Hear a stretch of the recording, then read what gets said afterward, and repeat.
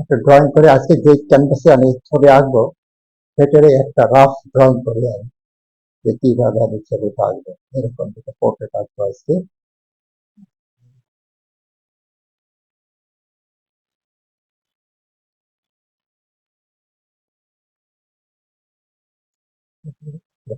ঠিক আছে,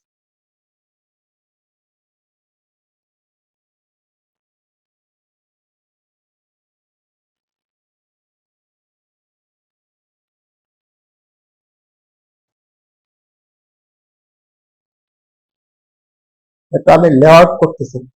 পেন্টিং করার জন্য যে লেআউট করি আমরা, সেই লেআউটটা করতেছি। লেআউট হচ্ছে যে পরিকল্পনা করা, যে কিভাবে ছবিটা আঁকবো।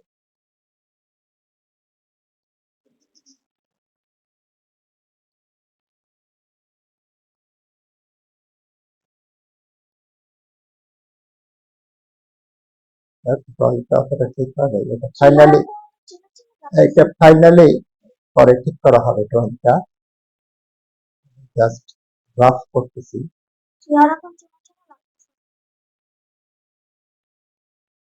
ভিডিওতে আছে আমার ছেলে রাজন, এই বয়সে, পরে ক্লাস 7-এ, একাডেমিক সুন্দর কম্পোজিশন সম্পর্কে আইডিয়া আছে, সুন্দর ভিডিও করতে পারে।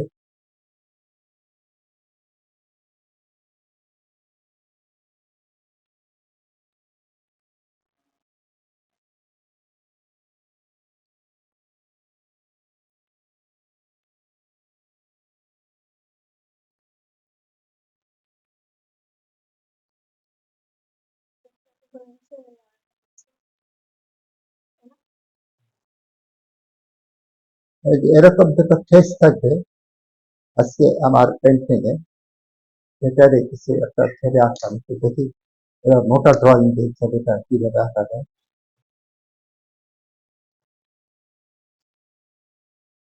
তা আসলে এত মোটা লাইন এত ছোট পেন্টিং এ মানায় না, অ্যাডজাস্ট করে না।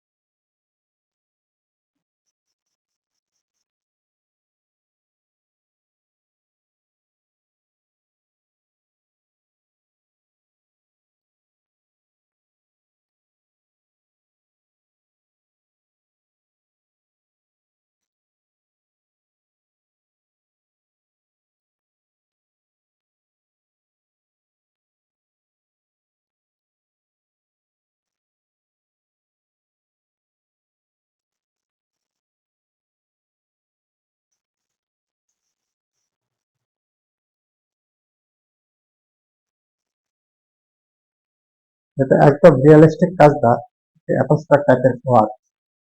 যাদের মোটামুটি পেন্টিং সম্পর্কে একটু ধারণা আছে তারা আসলে বুঝতেই পারবেন যে কিভাবে কি করে যাচ্ছি, এবং কাজটা কোন স্কেলের উপরে পড়ে।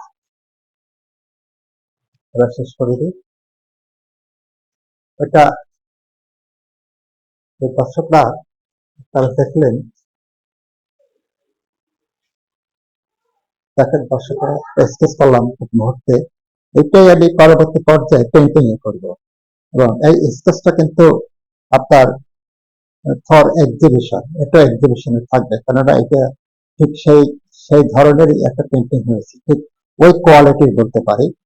তো আশা করি পেন্টিংটি আপনাদের ভালো লেগেছে। নিশ্চয়ই অন্য এক ভিডিওতে আপনাদের সাথে দেখা হবে। এ পর্যন্ত যারা আমাদের সাথে ছিলেন, ওয়াচিং, থ্যাংকস।